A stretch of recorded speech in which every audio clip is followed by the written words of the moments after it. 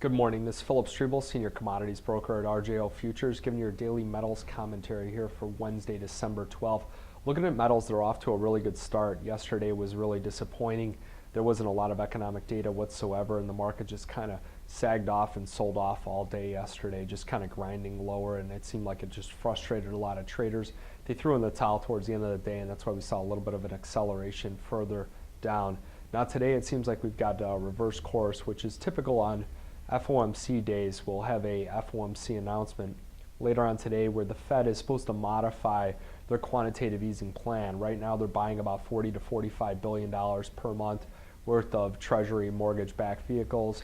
They also have another program that goes in line with it that is set to expire at the end of this year. So basically in January, what they're supposed to do is they're supposed to institute another program that corresponds with the current one, and it'll be about $80 to $85 billion per month. So the open-ended plan is continuing, and in my opinion, it's greater in size because they're focusing their efforts on specific asset classes. So I think that should be quite inflationary and quite helpful for gold and silver.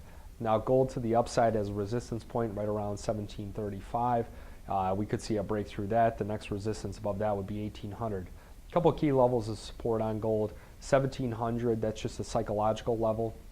We've come down to about 1704 last few days and once last week.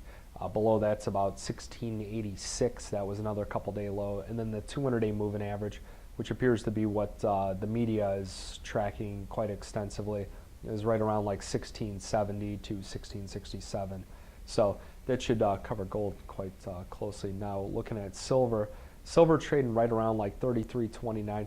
It's kind of been all over the place. The key level of support, 33, it doesn't seem to hold up very well. I think it's closer to like 32.89. So you might want to look at that as a key level. And then I think that 34 is a good resistance point. Copper prices are still continuing to move higher. There's a lot of talk that the Chinese economy is picking up just a little bit. It should deplete the stocks that they have there.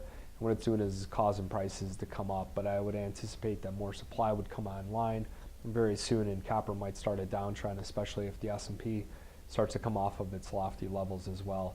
And then platinum and palladium, they look very good. Palladium is, one of the best trending markets. If you look at a chart, the chart has very little pullbacks, and it's almost a 45-degree angle from the lower left of the chart to the upper right. So that trend looks fairly solid.